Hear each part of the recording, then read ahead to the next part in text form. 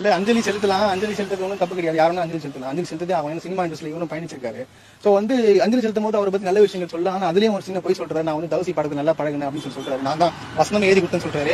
அந்த வசனம் அவர் எழுதல, அவர் எழுதுன உதயகுமார். நீங்க பாருங்க, ஜூம் பண்ணி காட்டுங்க. ஏன் உங்களுக்கு காட்டுறேன்னா, இதெல்லாம் சில சில விஷயங்கள் ஏன் இங்கே வந்து போய் சொல்லி இது பண்ணணும், அதுதான், வேற ஒண்ணும் கிடையாது.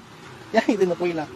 தவசி படத்துல டைரக்டர் சீமான் வந்து அவர் தான் கதை வசனம் எழுதுனேன் அப்படின்னு சொல்லியிருந்தாரு. இன்னைக்கு படத்தோட டைட்டில் கார்டு வர்றப்போ ஆமா வசனம் வந்து உங்க பேரு தான் இருக்கு அப்படின்ற மாதிரி சொல்லி போட்டிருந்தாங்க. அதை வச்சு சீமான் பொய் சொல்லிட்டாரு அப்படின்னு நிறைய பேரு சொல்லிட்டு இருக்காங்க சார். நாங்க வந்து உண்மை என்ன அப்படின்னு கண்டறிஞ்சு எழுதுற பத்திரிக்கை. சோ அதான் இது என்ன அப்படின்னு உங்ககிட்ட கன்ஃபர்மேஷன் வாங்கலாம் அப்படின்னு கால் பண்ணேன். இல்ல சீமான் எழுதுனது டைலாக்.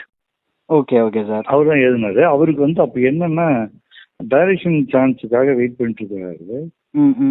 இப்போ டைலாக்னு ஒரு பேரை போட்டு அப்புறம் ரைட்டரா மாத்திருவாங்களோ, டைரக்ஷன் சான்ஸ் கிடைக்காம போயிருமோங்கிறதுக்காக அவர் வேண்டாம்னு சொன்னாரு. பட் நான் எனக்கு அந்த விருப்பம் இல்லை. இருந்தாலும் இல்ல நீங்க உங்க பேரை போட்டுருங்க, டைலாக்னு பேரே போடாம தான் நல்லா இருக்காது, நீங்க போட்டுருக்கேன்னு போட்டலாம். அப்படிதான் பேசப்பட்டது. எழுதுனது அவர் தான். ஓகே, அதான் ஸ்டார்ட்